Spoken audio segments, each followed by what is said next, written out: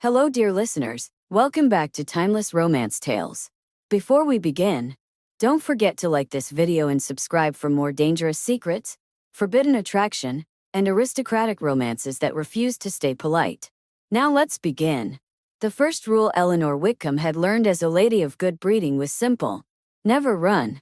Yet here she was, skirts gathered in trembling fists, breath tearing from her lungs, heart pounding so violently she was certain it would give her away. Running through a candlelit corridor she had absolutely no business being in. The second rule was worse: never enter a gentleman's bedchamber uninvited. Eleanor burst through the nearest door, slammed it shut behind her, and pressed her back against the wood just as voices echoed from the hallway outside. Check the east wing. She couldn't have gone far. Her chest rose and fell in shallow, silent gasps as she clamped a hand over her mouth. She had come to Hawthorne Manor as a companion. Invisible, quiet, conveniently overlooked. Instead, she had overheard something she was never meant to hear. A marriage bargain whispered in a shadowed alcove. A forged signature pressed hastily into sealing wax. A young woman's future sold to settle a man's debts. And now they were hunting her. Eleanor forced herself to turn, and froze. She was not alone.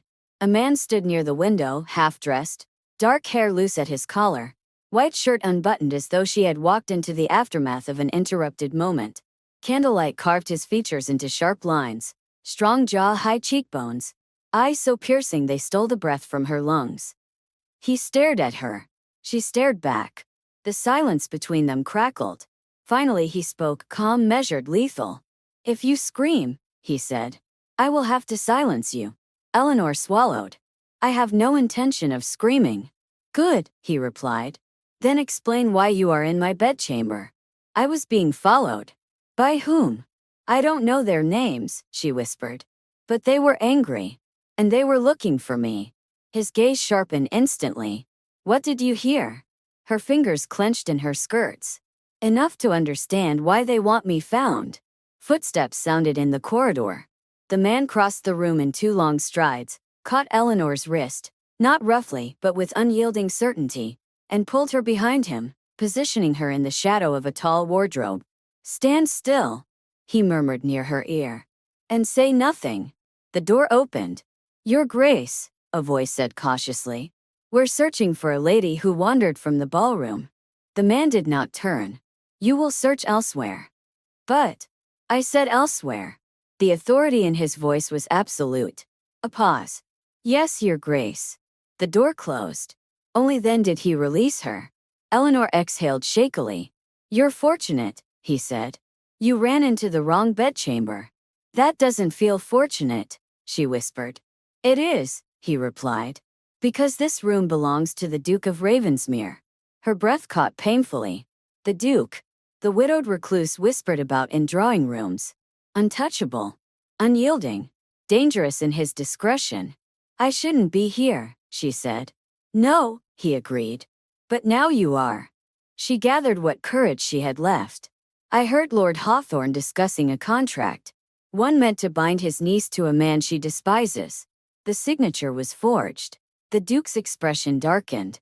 "And you understand what that knowledge costs?" "Yes." "Good," he said, stepping closer. "Because from this moment forward you belong to me." Her eyes widened. "I beg your pardon?"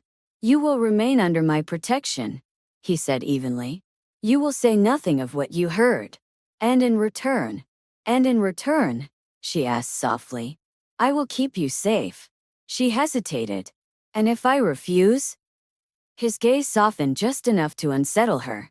"Then I will still protect you," he said. "But I will no longer pretend you have a choice." The days that followed altered Eleanor's life completely. She was moved from her small servant-adjacent chamber to rooms near his own. Servants who had once passed her without a glance now bowed and deferred. She was escorted through halls she had never been permitted to enter. Watched but never confined. The Duke, Julian, he eventually told her, was distant, controlled, and endlessly observant. "You don't trust me," she said one morning as they walked the grounds. "I trust very few people," he replied. "And me." He considered. "I trust your fear." She let out a quiet laugh. "That's not comforting." "No." he admitted. But it is honest. They spoke more after that. About books she loved but had never been encouraged to discuss.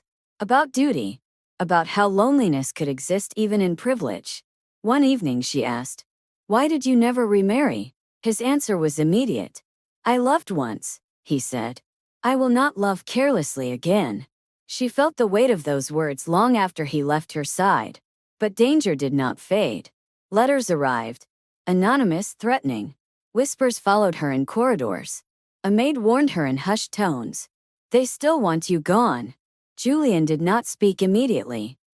He turned instead and walked to the window, hands clasped behind his back, the weight of the estate pressing in around him. When he finally spoke, his voice was lower, edged with something dangerous. "They have underestimated you," he said. "And they have misjudged me." Eleanor folded her arms around herself. "They won't stop. My uncle is not a patient man. He will escalate." Julian nodded once. "I know." She hesitated, then asked softly, "What happens to women who know too much?" His jaw tightened. "They are silenced, or discarded, or married off before they can speak." Her breath caught. "Then why keep me here?" He turned back to her, eyes steady. "Because I will not allow them to decide your fate." That night Eleanor slept poorly. Every creak of the manor made her flinch. Every shadow felt like a threat. When she woke from a restless dream just before dawn, she found Julian seated in a chair near the hearth, fully dressed, eyes open. "You stayed," she whispered. "Yes." "You didn't sleep." "No." Something fragile shifted inside her chest. The next days brought pressure. Visitors arrived unexpectedly. Distant relatives lingered too long. Invitations were sent that Julian declined without explanation. Eleanor felt eyes on her everywhere now, assessing, speculating, calculating. "She's risen too quickly," she overheard one woman murmur. "Temporary," another replied. "Women like that always are." Julian's hand closed over Eleanor's wrist that evening as they crossed the drawing room. "Stay near me," he said quietly. "Tonight especially." "Why?" "Because they're testing how much you matter." The realization sent a shiver through her. Later, alone in the library, she confronted him. "You're putting yourself at risk," she said. "For me." Julian studied her for a long moment. "I have lived cautiously for years. Carefully. Respectably. And still they believe they may take what they wish." He stepped closer. "I am tired of being accommodating." Her voice trembled. "And if I become a liability? You will become my wife," he replied simply. "And they will lose their nerve." The word echoed between them. "Wife." Eleanor looked away, fear and hope tangling painfully in her chest. "You don't have to do this." "Yes," he said gently, "I do." Julian found her that night, pale but resolute. "They are pressing the matter," he said. "And so must I." "For what?" she asked. "For you to stay," he replied. "Publicly." Her pulse quickened. "You mean?" "Yes. Marriage. A shield no one could challenge." "You would do that for me?" she whispered. "I would do it for myself," he said. "Because I will not let them take you." "Take me," she echoed. He stepped closer. "You are no longer invisible to me, Eleanor." The announcement stunned society. The Duke of Ravensmere had chosen a woman no one remembered noticing. Her former employers sent furious letters. Julian burned them all. After the wedding, the world changed in subtle ways. The whispers quieted. The letters stopped. Her uncle's threats dissolved into silence so complete it was almost eerie. How Eleanor realized was not loud. It was final. She learned Julian's habits in the quiet that followed. How he read late into the night. How he disliked crowds but tolerated them when duty demanded. How he always positioned himself slightly in front of her, as if shielding her from a blow no one else could see. One evening she said softly, "You didn't have to keep your promise so thoroughly." He glanced at her. "I did." "Why?" "Because," he said after a pause, "I have spent years regretting the moments I chose restraint over protection." She reached for his hand then, not in fear but in certainty. Their fingers intertwined easily. On their wedding night, Eleanor stood trembling by the bed. "I should tell you everything," she whispered. "I already know enough."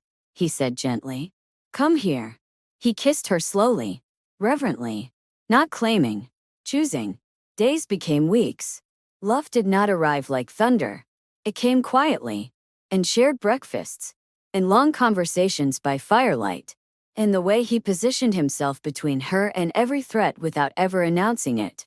One night, as rain battered the windows, she whispered, "Do you regret not breaking?" He smiled faintly. "I broke once. I survived. This time I chose to bend. And me. You," he murmured, pulling her close, "were never my weakness. You were my defiance." She rested her head against his chest. She had hidden in the wrong bedchamber, but it had been the only place in the world that refused to let her go. And Eleanor finally understood. She had not been saved by hiding. She had been claimed by being seen.